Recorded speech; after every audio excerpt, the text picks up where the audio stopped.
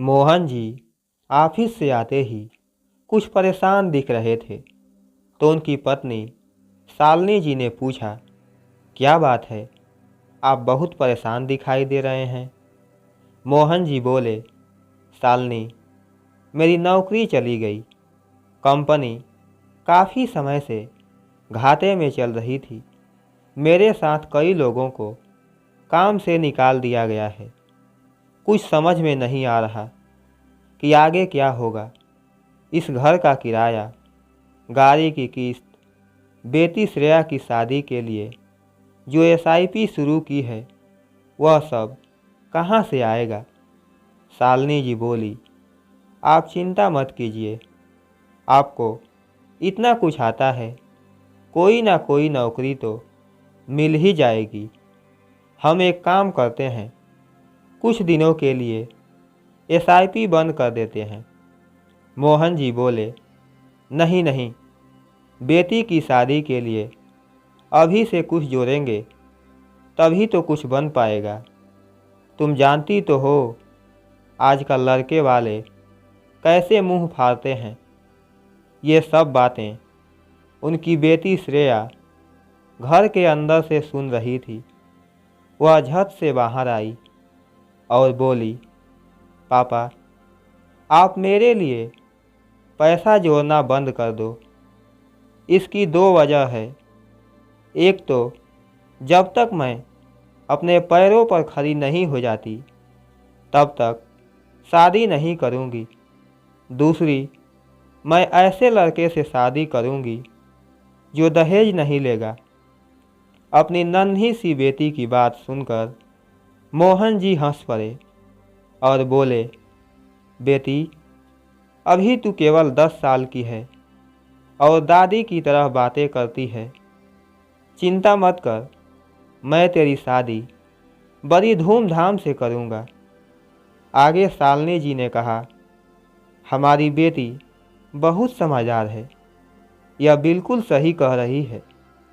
इतना कहकर तीनों हंसने लगते हैं और घर का माहौल खुशनुमा हो जाता है। अगले दिन मोहन जी घर में बैठे थे। घर का माहौल एकदम शांत था।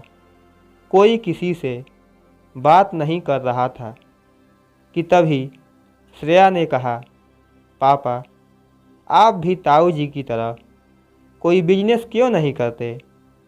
शालिनी जी बोली, बेटा, सुबह सुबह ये सब क्या बकने लगी।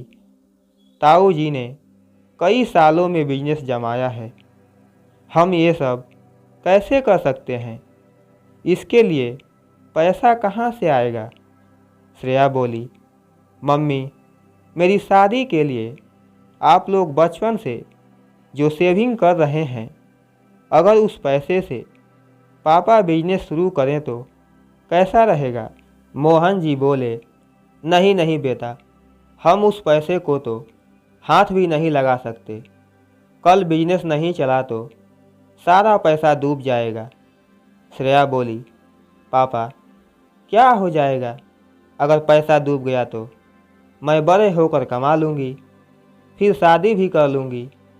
आपको मेरी कसम, मेरी चिंता छोड़कर आप उस पैसे से कोई बिजनेस शुरू कर लीजिए। अगर चल गया तो हमारी सारी परेशानी दूर हो जाएगी।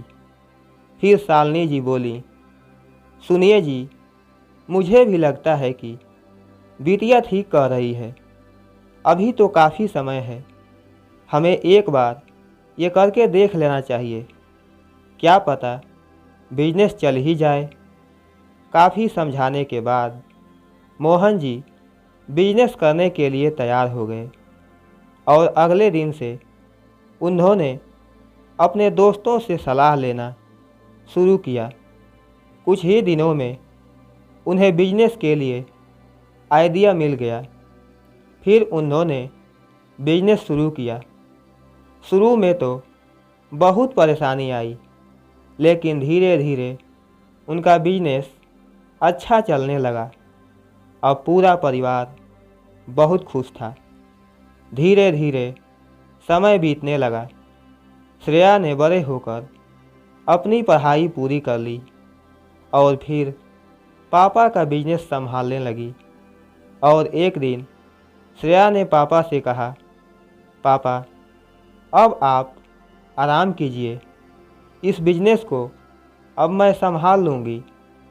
मोहन जी बोले, लेकिन बेटी अब तो तेरी शादी का समय हो रहा है, 1-2 साल में तेरी शादी करेंगे, फिर तू अपने घर चली जाएगी, तब यह बिजनेस तो मुझे ही संभालना पड़ेगा।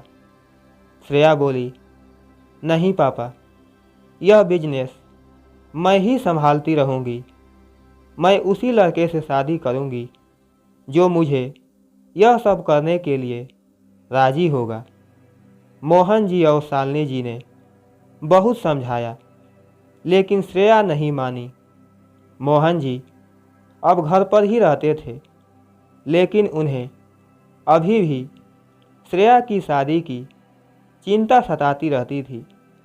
एक दिन उनके घर के बाहर एक बड़ी सी कार आकर रुकी। उसमें से एक सज्जन अपनी पत्नी और बेटे के साथ बाहर आए और उन्होंने आकर मोहन जी से बात की। मोहन जी, हम काफ़ी समय से आपकी बेटी के साथ बिजनेस कर रहे हैं। आपकी बेटी हमें बहुत अच्छी लगी। मैं अपने बेटे की शादी आपकी बेटी से करना चाहता हूँ। अब मेरा बिजनेस भी मेरा बेटा ही संभालता है।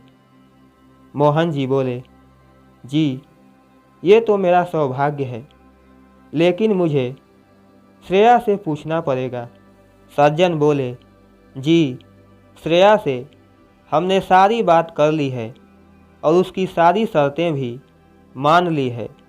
उसी ने हमें यहाँ आपसे बात करने के लिए भेजा है।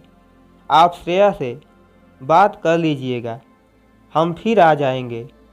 मोहन जी बोले, नहीं नहीं, ऐसा कैसे, हम लड़की वाले हैं। अगर श्रेया को सही लगा तो हम आपके घर आएंगे। शाम को जब श्रेया आई तो मोहन जी और शालिनी जी ने उससे बात की। श्रेया पहले से ही उस परिवार को अच्छे से जानती थी। वह बिजनेस के सिलसिले में लड़के से कई बार मिल चुकी थी। कुछ ही दिनों में दोनों की शादी हो गई। दोनों ने मिलकर दोनों बिजनेस को मिलाकर बड़ा कर लिया, जिसका आधा हिस्सा श्रेया अपने पिता को देती थी। और इस तरह एक छोटी सी शुरुआत ने सबका जीवन सफल कर दिया। मेरे प्यारे दोस्तों, ये कहानी आपको कैसी लगी? आप अपनी राय कमेंट बॉक्स में दे सकते हैं।